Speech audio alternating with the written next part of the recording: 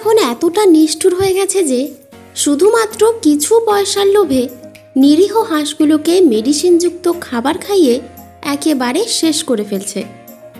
এই মেডিসিন খাওয়ানোর ফলে শুধুমাত্র 10 দিনের মধ্যে হাঁসের লিভার 500 থেকে 1 কেজি বড় হয়ে যাচ্ছে, আর এইগুলো মানুষ মার্কেট থেকে কিনে এনে মজা করে খাচ্ছে। বন্ধুরা, আজকের ভিডিও একদম আলাদা লেভেলের হতে চলেছে। আজকের ভিডিওতে আপনারা এই হাঁসের জন্ম থেকে নিয়ে মৃত্যু পর্যন্ত কিভাবে ফ্যাক্টরির মধ্যে পালন করা হয় সম্পূর্ণ দেখবেন। তো চলুন শুরু করা যাক। Goose farming process. গুস, যাকে আমরা সকলে রাজহাঁস বলে জানি, এখন এগুলো ফার্মে বিশাল পরিমাণে পালন করা হচ্ছে। তাছাড়া এর মাংস বাণিজ্যিকভাবে বিক্রি করা হচ্ছে। প্রথমত এই ফার্মে হাঁসগুলোকে পালন করা হয়, আর যেন তারা ভালো কোয়ালিটির ডিম দিতে পারে সেই জন্য সর্বদা সবুজ ঘাস পাতা এবং প্রোটিনযুক্ত খাবার খাওয়ানো হয়। তাছাড়া এরা যে জায়গায় থাকে সেখানে কাঠের গুঁড়ো দেওয়া হয় যেন সবসময় ফ্রেশ এবং পরিষ্কার থাকে। এই কাজ ফার্মের মধ্যে অনেকজন ওয়ার্কার সব সময় মনিটর করে। কয়েক মাস এইভাবে যাবার পর হাঁসগুলো ডিম পাড়তে থাকে।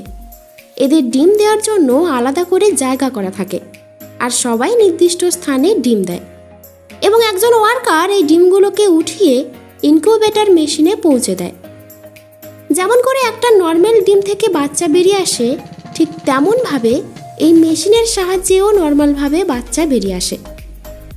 যেহেতু এদের সংখ্যা অনেক বেশি, সেজন্য এরকম হ্যাচারির ব্যবহার করা হয়।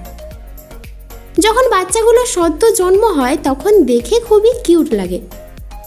এবার হ্যাচারি থেকে বের করে এদেরকে পরীক্ষা করা হয়। যদি এদের মধ্যে কোনোটা অসুস্থ থাকে তাহলে তৎক্ষণাৎ চিকিৎসা করা হয়। তারপর ওদেরকে পাঠিয়ে দেওয়া হয় মেন ফার্মে, যেখানে এদের পুরো জীবন কাটবে। এখানে হাঁসগুলোর খাওয়া দাওয়ার এবং পান করার সম্পূর্ণ ব্যবস্থা থাকে।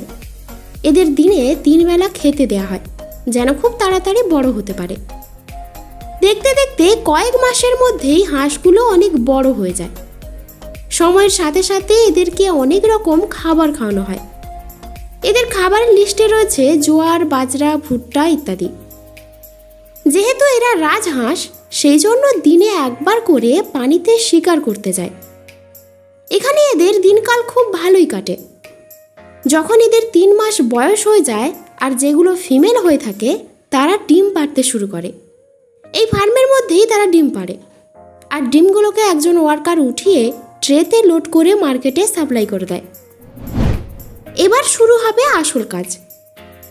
মানুষ যে তার চাহিদার জন্য কতটা নিচে নামতে পারে এটাই তার উপযুক্ত প্রমাণ। আসলে এখানে এই মেশিনের দ্বারা এমন একটা খাবার খাওয়ানো হয় যার ফলে হাঁসের লিভার 7 দিনের মধ্যে বড় হয়ে যায়। দিনে 3 বেলা করে তাদেরকে এই খাবার খাওয়ানো হয়।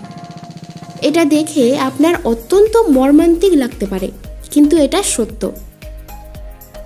7 দিন এভাবে খাবার খাওয়ানোর ফলে হাঁসের লিভার অত্যন্ত বড় হয়ে যায়, আর শরীরের মাংস থাকে না বললেই চলে। পুরো শরীর জুড়ে লিভার হয়ে যায়।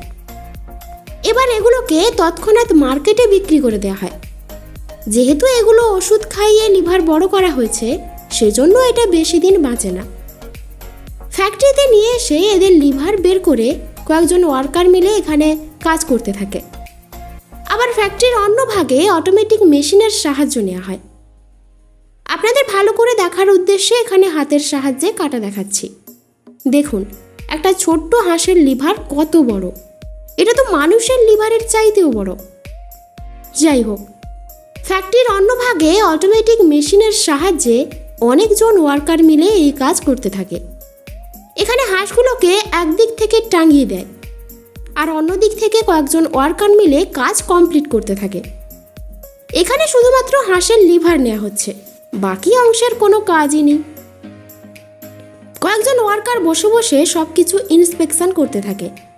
যদি কোনো লিভারের প্রবলেম থাকে তাহলে সেটাকে তৎক্ষণাৎ বাদ দেওয়া হয়।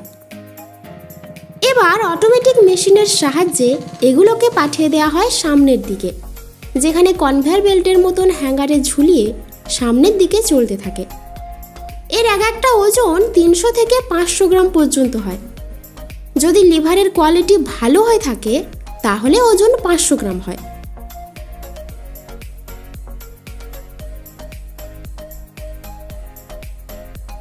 এবার কনভেয়ার বেল্টের সাহায্যে এগুলোকে পাঠিয়ে দেওয়া হয় প্যাকেজিং সেকশনে।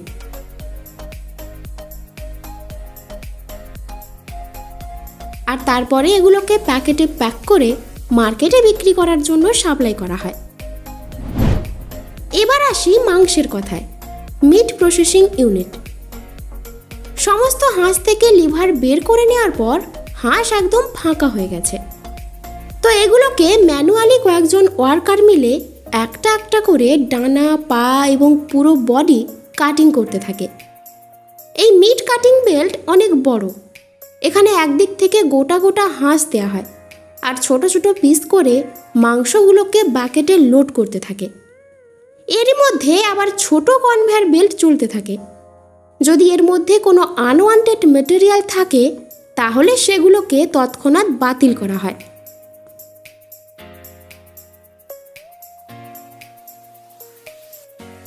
এবার মাংসগুলোকে ছোট ছোট পেটিতে লোড করে অন্য অংশে সাপ্লাই করা হয়।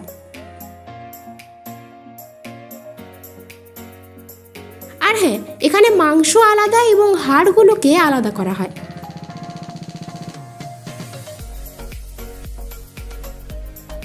এবার এগুলোকে কয়েকজন ওয়ার্কার মিলে ফ্যাক্টরির অন্য ভাগে পৌঁছে দেয়, যেখানে অটোমেটিক কাটিং মেশিন এগুলোকে ছোট পিস পিস করে কেটে দেয়।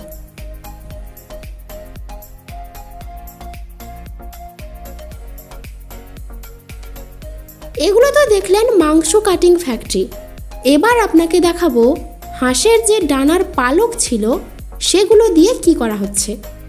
সেগুলোকে তো আর ফেলে দেওয়া যায় না, তো এর জন্য আলাদা ফ্যাক্টরি আছে। এখানে সর্বপ্রথম এই পালকগুলো মসৃণ মূল্যায়ন করা হয়, তারপর ছোট ছোট পেটিতে লোড করে মার্কেটে সাপ্লাই করা হয়। আবার কোনো কোনো জায়গায় বড় বড় বান্ডিল করা হয়, যেখান থেকে এগুলো সোজা মার্কেটে চলে যায়।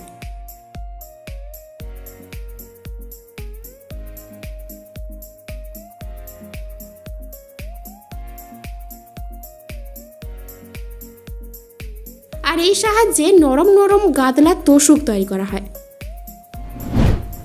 তো বন্ধুরা, সব লাস্টে জরুরি কথা, আমরা যেন এর থেকে আরও ভালো ভালো ভিডিও বানাতে পারি, এজন্য ভিডিওতে লাইক করার সাথে সাথে আপনার বন্ধু ফ্যামিলির সাথে শেয়ার করুন।